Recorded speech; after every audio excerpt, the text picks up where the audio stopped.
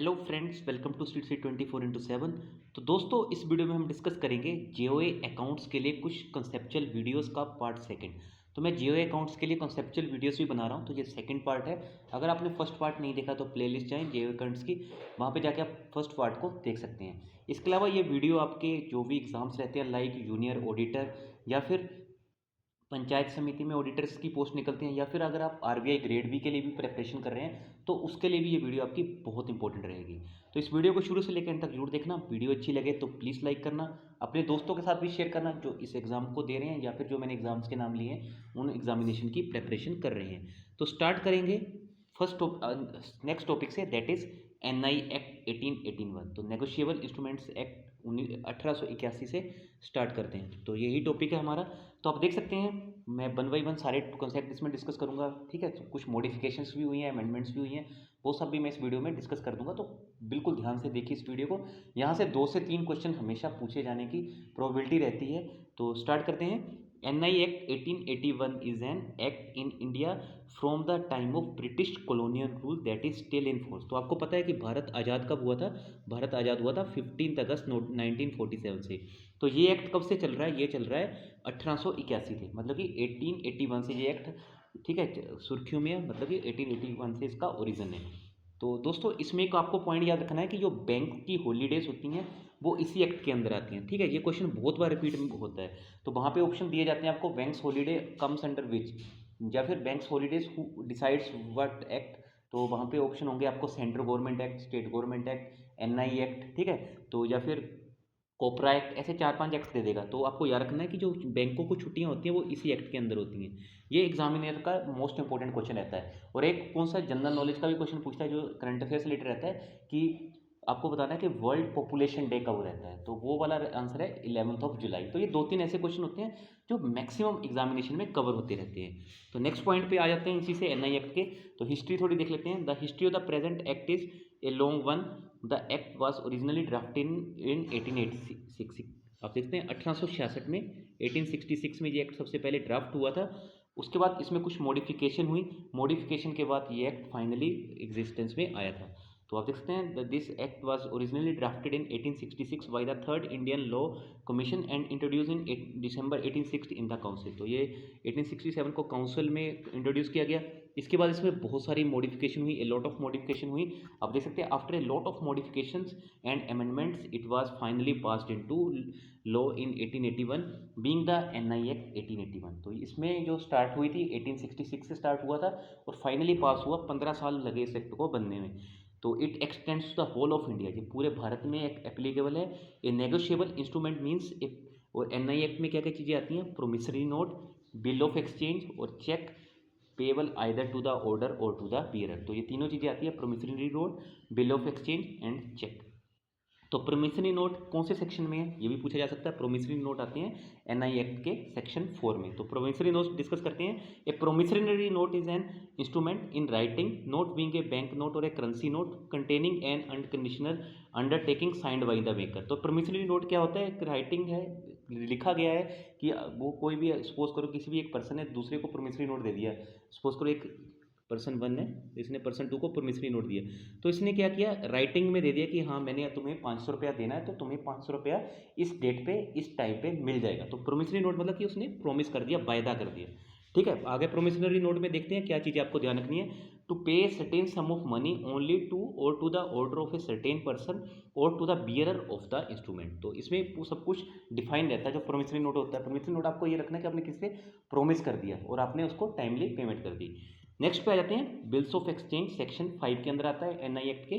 तो a bill of exchange in an instrument in writing containing an unconditional order. इसमें basically unconditional order होता है signed by the maker directing a certain person to pay a certain sum of money only to और the order of a certain person और to the bearer of the instrument. Next इसमें next point पे move करने से पहले दोस्तों यही कहना चाहता हूँ, अगर चैनल को सब्सक्राइब नहीं किया तो प्लीज़ सब्सक्राइब कर लेना, साथ में बेल आइकन को प्रेस करना। इसके अलावा आप हमें इंस्टाग्राम और टेलीग्राम दोनों जगह फॉलो कर सकते हैं। इसके अलावा अगर आप हमें सपोर्ट करना चाहें तो ज्वाइन बटन पे क्लिक करके सपोर्ट भी कर सकते हैं, वहाँ पे आपको सारी चीज़ें पता चल जाएंगी। तो नेक्स्ट देख लेते हैं। ए प्रोमिस और ऑर्डर टू पे इज नॉट कंडीशनल। यहाँ पे जो भी ऑर्डर होता है या प्रोमिस होता है वो कंडीशनल नहीं होता।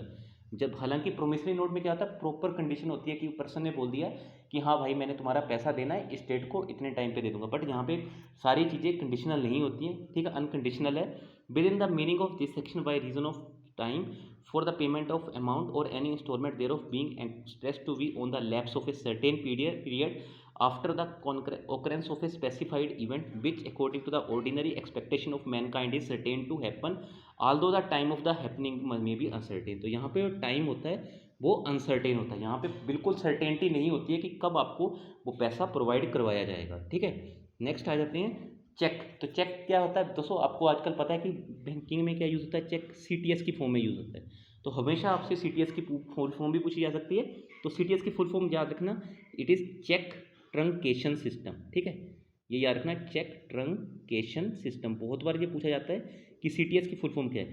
तो दोस्तों चेक ट्रंकेशन सिस्टम में बेसिकली क्या होता है, यहाँ पे जो भी बैंक होता है, अगर आप सपोज करो आपका अकाउंट है बैंक ऑफ बड़ौदा में, दो एग्जांपल लेता हूँ, ठीक है, और आपको किसी ने पर्सन ने चेक दिया स्टेट बैंक ऑफ इंडिया का, तो आपने क्या किया, अपने जो पेरेंट बैंक है बैंक ऑफ बड़ौदा, वहाँ पे आपने अपना चेक सबमिट किया, तो अब एसबीआई का चेक, ठीक है, तो अब बैंक ऑफ बड़ौदा क्या करेगा, वो चेक क्लियरिंग के लिए भेजेगा। पहले क्या होता था, मैनुअल क्लियरिंग होती थी, यहाँ का बैंक ऑफ बड़ौदा का कोई क्लैरिकल जाएगा या फिर सब स्टाफ जाएगा वो एक क्लियरिंग हाउस में, वो वहाँ पे उस चेक को प्रेजेंट करेगा।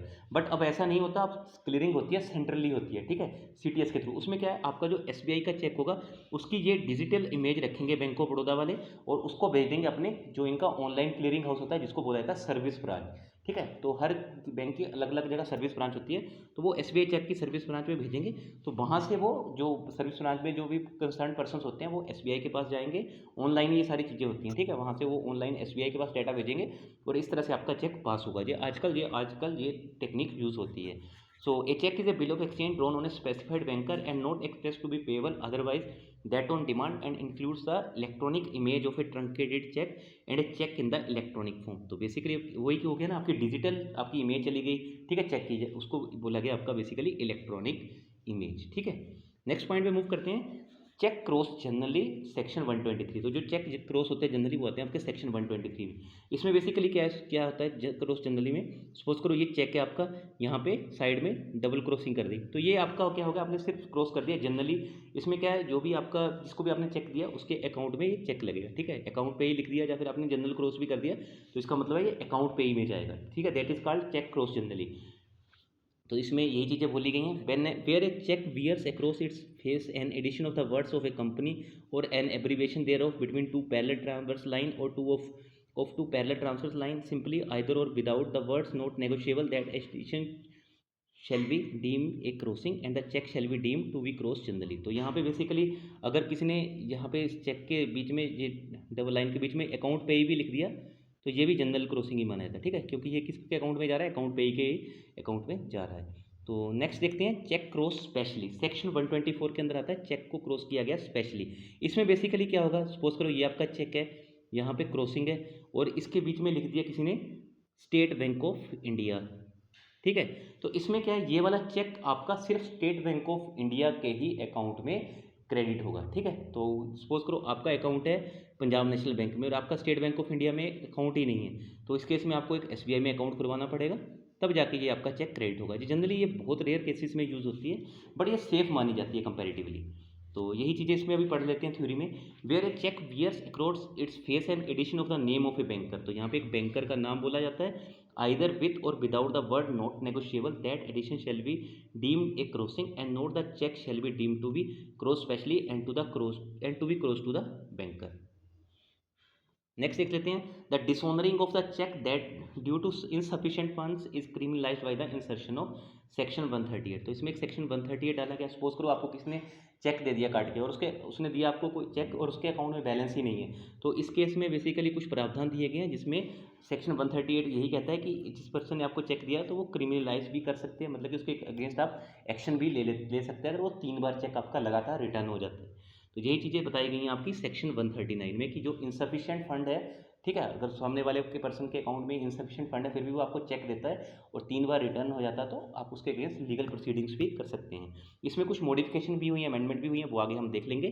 The offence is also person specific and like IPC takes cognizance of offender along with the offence. तो इसमें ऑफेंसेस क्या है, ये must have drawn a check on account maintained by him in bank for payment of certain amount of money to another person from out of that account. Next is the check should have been issued for the discharge in whole or in part of any debt or other liability. That check has been presented to a bank within a period of 3 months. तो ये check आपका with in 3 month में ही present होना चाहिए। तो दोस्तों 3 month मतलब जब भी कोई पर्सन आपको चेक इशू करता है तो वो विद इन 3 मंथ के अंदर अंदर ही आपको बैंक में सामने वाले में प्रेजेंट करना है ताकि आपका पैसा क्रेडिट हो जाए। तो दोस्तों ये भी चीज़ का आपको ध्यान रखना है, जो बैंकर जो भी आपको चेक होता है उसकी एक्सपायरी होती है 3 मंथ, ठीक है, जब भी वो इशू होता है डेट ऑफ इशू से। सपोज करो किसी पर्सन ने डेट 1 जून को कोई चेक इशू कर दिया, 1 जून मान लो 2020 को, तो इसकी वैलिडिटी कब तक होगी, तो इसमें आप 3 मंथ ऐड कर देना, ठीक है। ये रहेगा आपका 1 सितंबर 2020, यहाँ तक ये वैलिड रहेगा, ठीक है। That cheque has been presented to a bank within a period of 3 month. Next is that cheque is return by the bank unpaid either because of the amount of money standing to the credit of the account is insufficient to honour the cheque और that it exceeds the amount arrange to be paid from the account by an agreement made by the bank. तो दोस्तों जो section 138 में examiner कैसे घुमा सकता है आपको, एक तो सेक्शन 138 में क्या है, इनसफिशिएंट फंड करके आता है, और आता है एक्सीड अरेंजमेंट। एक्सीड अरेंजमेंट मतलब, एक्सीड अरेंजमेंट का मतलब भी इनसफिशिएंट फंड होता है। समझाता हूँ कैसे। सपोज करो किसी ने आपको चेक दिया 1 लाख रुपीज़ का, ठीक है, और उसके अकाउंट में कितना पैसा पड़ा है, ये देखो, अगर उसने आपको चेक दिया 1 लाख रुपीज़ का और उसके अकाउंट में पड़ा है पैसा 10,000 रुपये, ठीक है, तो 10,000 पड़ा, बस उसने चेक दे दिया 1 लाख का, तो ये रिटर्न हो जाएगा, क्योंकि इसमें क्या है, अरेंजमेंट, एक्सीड अरेंजमेंट मतलब कि 10,000 का चेक, मतलब उसके अकाउंट में 10,000 पड़ा, उसने चेक दे दिया 1 लाख का, तो यहाँ पे वो अरेंजमेंट को एक्सीड कर चुका है। तो ये 2 तरह से चेक रिटर्न होता है, फंड्स इनसफिशिएंट भी और एक्सीड अरेंजमेंट, दोनों एक ही चीज़ है, बट कभी कभी आप कंफ्यूज हो जाते हैं, तो इसलिए मैंने ये चीज़ बता दी। ये दोनों चीज़ें आएंगी आपकी सेक्शन 138 में। नेक्स्ट इज द पेई और the holder in due course of the cheque makes a demand for the payment of the said amount of money by giving a notice in writing to the drawer of the cheque within 30 days of the receipt of the information by him from the bank regarding the return of the check as unpaid। तो with in 30 days उसको basically receipt मिल जाती है कि basically उसको बताना होता है कि वो चेक क्यों अनपेड हो रहा है, ठीक है। Next is the drawer of such cheque fails to make payment of the said amount of the money to the payee और the holder in due course of the cheque within 15 days of the receipt of the said notice. Next point पे आ जाते हैं। Negotiable instruments act जो भी bill है, इसमें 2017 में कुछ मॉडिफिकेशन की गई है, ये देख लेते हैं। Aims to amend the NI act asking the drawer of a cheque that has been dishonour to pay interim compensation to the complaint. तो जिस भी पर्सन ने यहाँ पे आपका चेक, सपोज करो मैंने किसी पर्सन को, या फिर कोई ए पर्सन है, इसको किसी ने बी पर्सन ने चेक दिया, ठीक है, बट वो इनसफिशिएंट फंड की वजह से वो रिटर्न हो गया, तो यहाँ पे उस पर्सन को, जो ए पर्सन है, ये कंपनसेशन भी मांग सकता है, बट ये कंपनसेशन का जो अमाउंट है, it should not exceed 20% of the dishonour cheque. Suppose करो चेक का अमाउंट 10,000 है, ठीक है, तो ये 10,000 का 20% कितना हुआ, 2,000, तो ये कंपनसेशन 2,000 से ज़्यादा नहीं हो सकता है। नेक्स्ट पॉइंट पे आ जाते हैं। Next point is the drawer of the cheque has to pay interim compensation within 60 days from the date of the order. तो ये भी जो कंपनसेशन है, ये 60 डेज के अंदर अंदर प्रोवाइड करना होता है, ठीक है। जिस भी पर्सन ने आपको चेक दिया, अगर ये कोर्ट रूल पास कर देता है, बेसिकली अगर कोर्ट ऑर्डर दे देता है कि हाँ सामने वाले को कंपनसेशन देना 20% का, तो ये विद इन 60 डेज होना चाहिए, पे करना होता है। अगर वो विद इन 60 डेज नहीं कर पाता है कुछ प्रॉब्लम की वजह से, और कोर्ट सेटिस्फाई हो जाता है, तो ये मैक्सिमम 30 डेज तक एक्सटेंड हो सकता है। तो इस चीज़ का ध्यान रखना, अगर कोई भी पर्सन कभी भी किसी को चेक दे, तो हमेशा मैं यही कहना चाहता हूँ, फंड सफिशिएंट रखिए, नहीं तो अभी बहुत ज़्यादा चेंजेस इसमें हो चुके हैं एनआई एक्ट में, और ये मॉडिफिकेशन जो रिसेंट हुई है वो 2017 में हुई है। तो दोस्तों एनआई एक्ट में इतना ही था। फिर भी अगर आपको किसी भी कोई भी पॉइंट में क्वेरी हो तो कमेंट कर देना कमेंट सेक्शन में, और वीडियो कैसी लगी तो अपनी फीडबैक जरूर देना, और अगर ऐसे वीडियोस आपको और चाहिए टॉपिक्स के रिलेटेड, तो भी प्लीज़ कमेंट करके जरूर बताना, ताकि हम और वीडियोस ऐसे से आपके लिए लेके आ सकें। तो चलिए दोस्तों, इस वीडियो में इतना ही था। आई होप वीडियो आपको अच्छी लगी होगी। वीडियो अच्छी लगी होगी तो प्लीज़ लाइक करना। बहुत जल्दी मिलेंगे हम नेक्स्ट वीडियो के साथ, और अपना कीमती समय मुझे देने के लिए आपका बहुत बहुत धन्यवाद। So thank you so much.